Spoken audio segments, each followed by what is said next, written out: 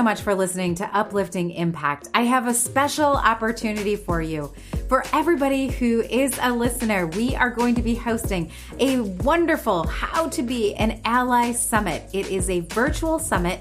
And for those of you who are our listeners, we know that you're already on your allyship journey. But if you're ready to go deeper, to learn more, to put some more tools into your toolbox, we'd love to have you join us. The summit is going to be hosted February 1st through the 3rd, 2021. So go ahead, get your ticket, and make sure that you get a ticket not just for yourself, but get a ticket for somebody in your family. Get a ticket for the people that are on your team. Let's go ahead and figure out how we can move further, faster, and together.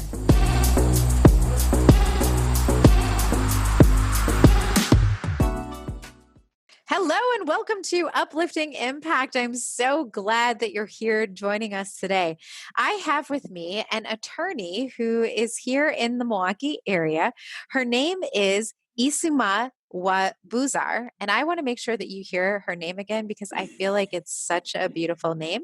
It's Isioma Nwabuzor, and she is joining us as, like I said, an attorney, but she comes from Robert W. Baird, which is an organization I had the great fortune of actually being able to work at. So we shared a previous employer. For those of you who don't know Robert W. Baird, it's an employee-owned financial services firm, here based in the Milwaukee area, and she supports the firm's U.S. and U.K. transactions in its private equity business. She has a double alma mater from Marquette University, which is also another place I'm a huge fan of. She earned her bachelor's in law in political science and psychology and her Juris Doctorate from Marquette University Law School. She currently serves as a board member for both the sports and entertainment law and the IP and technology law sections of the State Bar of Wisconsin. And she has dedicated her career to really making sure that she not only shows up in powerful ways in her in her work as a corporate attorney, but also in her work as a community advocate. She currently serves in a variety of different capacities here in the community, both including as a Rotarian and also as a member of the Alpha Kappa Alpha Sorority Incorporated. She, however, is most easily found when you Google her. She's most easily found for her TEDx talk. She did a TEDx talk called The Dreamer. And from that, and really very closely based on that, she started an organization called The Dreamer Next Door Incorporated. And we have her here today to tell us a little bit more about her journey to doing that work in particular, and how she really uses that work to grow not just her own professional development and her own leadership, but really to grow the capacities of those around us. So thank you so much for being here with us. Yes, thank you. Thank you for having me. Absolutely. So tell us a little bit more about you. That I just gave was all the professional stuff. But tell me, tell me a little bit about who you are as a person. Yes, so I am a child of God first and foremost. I'm a daughter, I'm a sister, I'm a friend, I'm a sorority sister, I'm a lawyer. And again, as you sort of alluded to, the things people sort of know me most for now is that I'm a dreamer. And that is a huge part of my identity. It's a huge part of what I lead with. And I like to consider myself intersectionality personified in that, I'm an immigrant, I'm Black, I'm a woman. And when you think of all these marginalized demographics and relegated groups in society, I am that in one. And so, there's so many facets to who I am. So I really appreciate you, saying it. I am a dreamer. But there may be some people who are listening who don't exactly know what that means. Or maybe they're thinking about a dreamer as that we just heard all these wonderful things that you're doing as a dreamer who, sets really ambitious goals, which of course is one definition of it. But what do you mean when you're talking about you're a dreamer? Right. So dreamer is coined from the DREAM Act, which is an acronym for Development, Relief, and Education for Alien Minors Act. This was something that came about Congress, I want to say early 2000s, if I recall correctly. And it is a term that the United States uses to denote children who were brought to the United States, but that are undocumented, who don't have any sort of legal status. And unfortunately, as a result of that, we live in a sort of a state of limbo. The laws have not caught up to it. And I don't even want to say caught up, we just haven't had sort of the act to figure out some sort of resolve to this issue. And yeah, we're undocumented people living here in the United States who are brought here as children. And so a lot of people have probably, now that you've defined what you mean, here by dreamer, have read articles about dreamers or maybe have seen things in the press. But what would you say to somebody who, maybe has dabbled a little bit, read a couple of things? What are some of the things that you think people should really know when we're talking about what dreamers are dealing with, and kind of some of the more pressing issues? Right. So the real life implications of being a dreamer and the real practical implications are a lot harsher than what you see on television. So, one thing that we see right away is discussions of walls in the United States and Mexico. I want people to understand the sort of synergy of social issues, and immigration is no different. There are dreamers from every racial, ethnic, and national demographic. So this isn't a US versus South America, a US versus Mexico, a US versus the southern border issue. You get people, we talk about the wall. A lot of immigrants come here through a plane. I came through New York. That's where I landed on a plane on January 1st, 1992. And so a lot of immigrants don't go through this, process where they're, taking their families through this wall and making it to the southern border and faced with whatever. And so that's one thing I want people to understand. Another thing, again, like I mentioned, the practical implications. One result of being an undocumented child in the United States, who was brought here as a child, is that if you ever leave the United States, you get a 10-year ban on your reentry. And so, full transparency, I'm 30 years old now.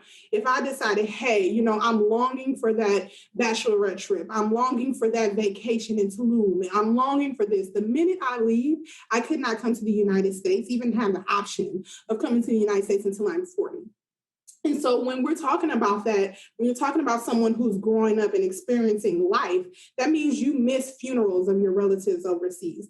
That means, although it's a privilege, it's things that form who we are in our experiences. You don't get to go to the bachelorette party for your best friend. You don't get to go to your best friend's 30th birthday party overseas. You don't even get to go on that work trip, right? Let's be practical. If you have a business or if you work in a company like my own, that's an international business, we have a deal in London. I don't get the privilege of traveling to London for that work trip. Another practical implication, and one thing I truly focus on with my nonprofit, is that dreamers do not get any federal benefits. And one of those federal benefits is the free application for federal student aid, which is commonly known as FAFSA. And so that means you have undocumented students who, once they reach the time where they're ready to pursue higher education, they're faced with the financial burden of college and universities, unlike any other sort of student. They are usually left to three options. They forego it altogether because it's just way too expensive and they can't foresee that being a possibility for themselves. They opt for a cheaper and typically less ranking university or college. And although that's not a bad decision, if you get accepted to Harvard, you want to be able to go to Harvard and not be prevented from doing so because you're an undocumented student. Or they prolong their academic experience. And so you hear students who are undocumented who've been in school for 6, 7, 8, 9, 10 years, and they're prolonging this experience because they have to pay credit for credit. They're working, and every dime they make, they're putting it either towards their family or their schools. And so my effort is to sort of alleviate some of that burden and also educate the public on these practical implications of being undocumented in the United States, and more particularly being a dreamer in the United States. So thank you very much, for sharing that, because one of the things that does get lost a lot of times when we're just looking at the headlines is, what does this mean when you peel back the number, right? Like you peel back this number or that, whatever, that sound bite. What does this actually mean for people's everyday lives? I think one of the things that I share with people often when I'm talking about dreamers is, for a lot of children, particularly for people who are still children, right?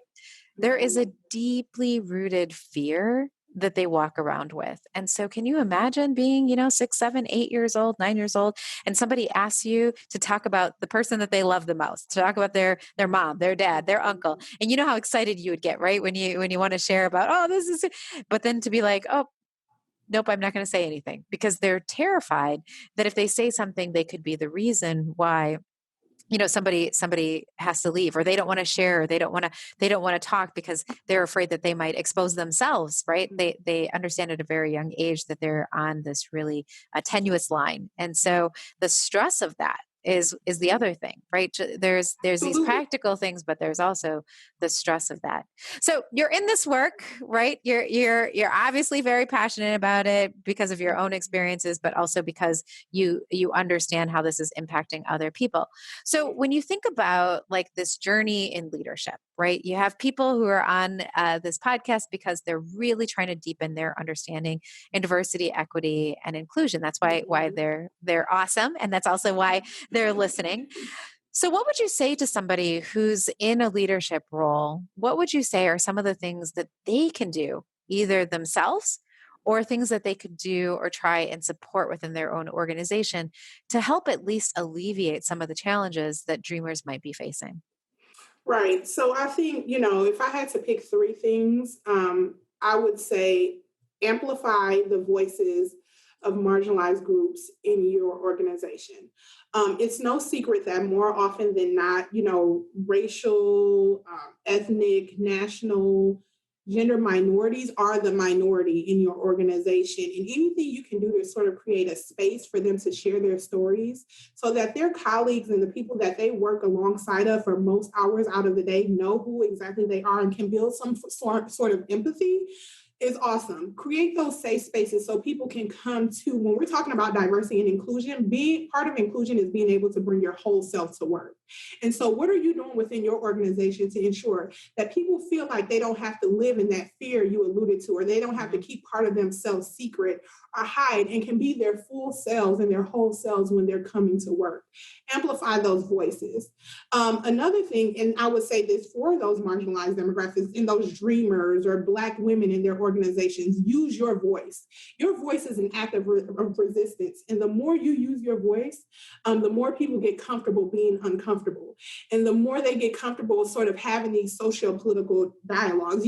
For the longest, and even to some extent now, socio-political dialogue was taboo for the corporate environment and for the workplace. And I think we're starting to see a shift that, corporations have to be socio-political stakeholders. They have to coexist. There's no sort of silo of these different worlds. And so when you allow people to amplify their voices and when people utilize their voices, it gets us a lot more comfortable with this world we live in today. And then educate. That's the third thing I would say. A lot of issues, even on social media, when you interact with people talk because they've seen a headline or, they've heard a soundbite, which is absolutely fine. That's a form of education. But it's very important for people like me, people who know of my situation and my scenario, people who know people like me, that you inform and you enlighten and you educate, because as long as we can eliminate ignorance, we can progress collectively as a race. Yeah. I think one of the things that I try to just emphasize is if you don't know anybody from a different group it's really hard to have empathy. And so all these things that you just talked about, this idea of amplifying, this idea of using your voice, this idea of education, what they're doing at the core of all three of those is they're trying to give people the opportunities to get to know one another. So Absolutely. what's so fascinating to me is I've multiple times had conversations, right, with people who will say, you know what, I feel a certain way about dreamers, or I feel a certain way about the wall, or I feel this and that. And this is, it's not, I'm not trying to engage anybody I will, but this is not the space, right? To engage anybody Right. in a political conversation about that.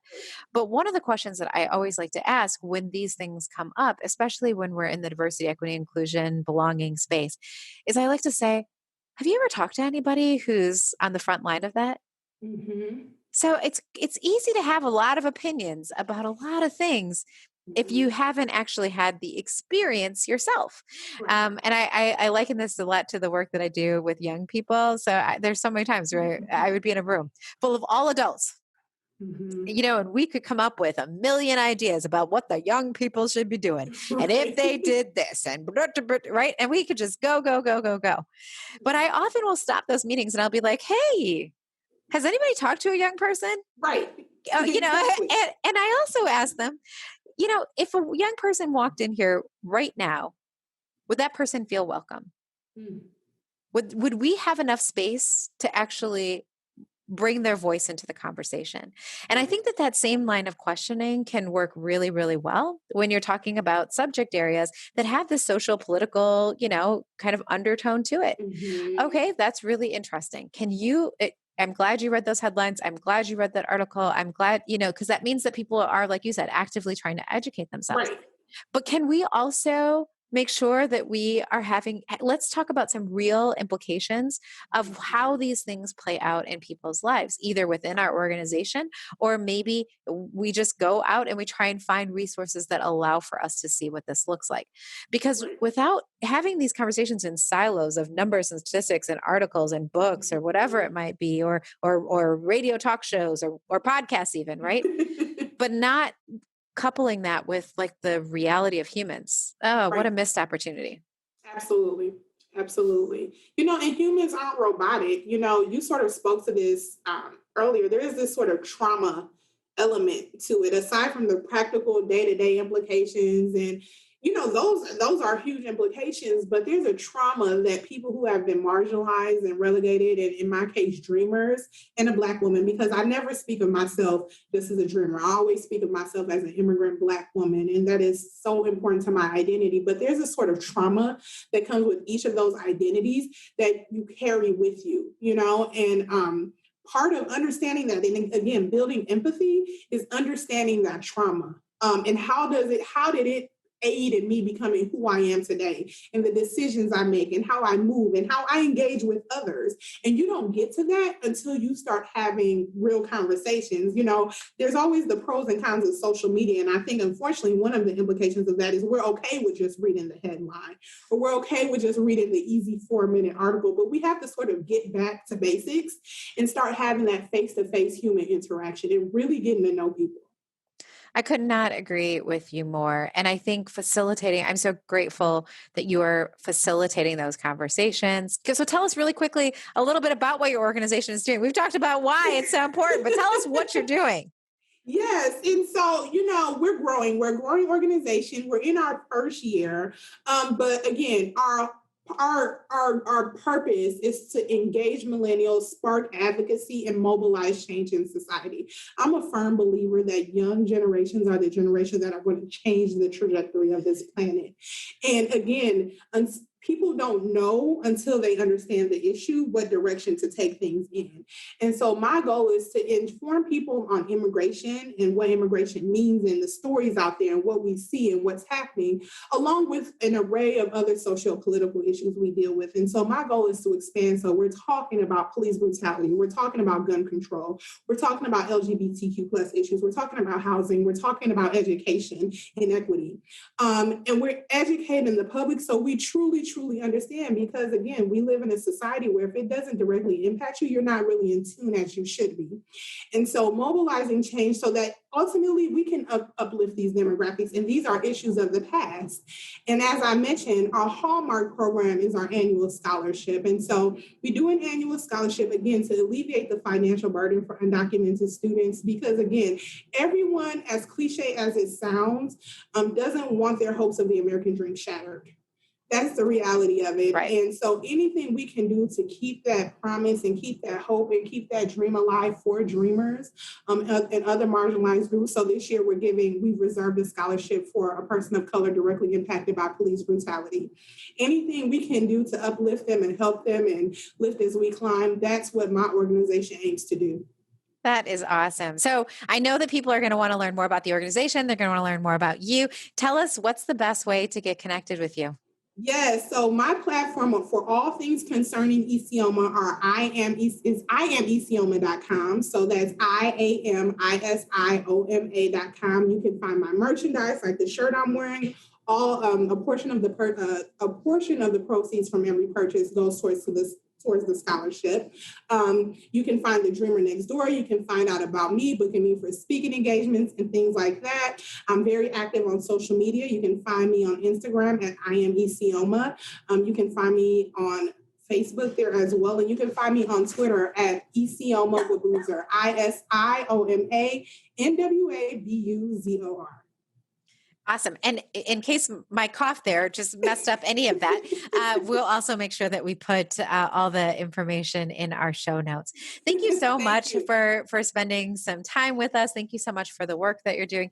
Thank you so much for the passion that you have.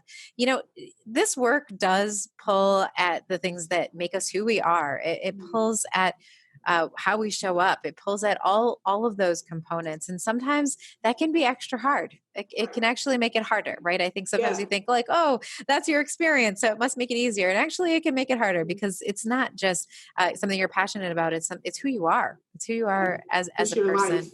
It is your life. It is your life. And so I am just so grateful for you. I'm so grateful for what you're doing. Thank you for being here with us. For those of you who are joining us, we're so glad that you were able to hear another episode. Please share with your friends. We here at Uplifting Impact are ready to have those conversations. We're ready to create those opportunities for connection. And we're so glad that you have joined us, and we can't wait to be able to meet all of your friends who also want to do this important work. We know that the more people we have who are doing this work, the further we can go together. Yes. So we'll see you again next time. Again, thank you. Thank you, Deanna. Thank you, Uplifting Impact, for having me. Thank you.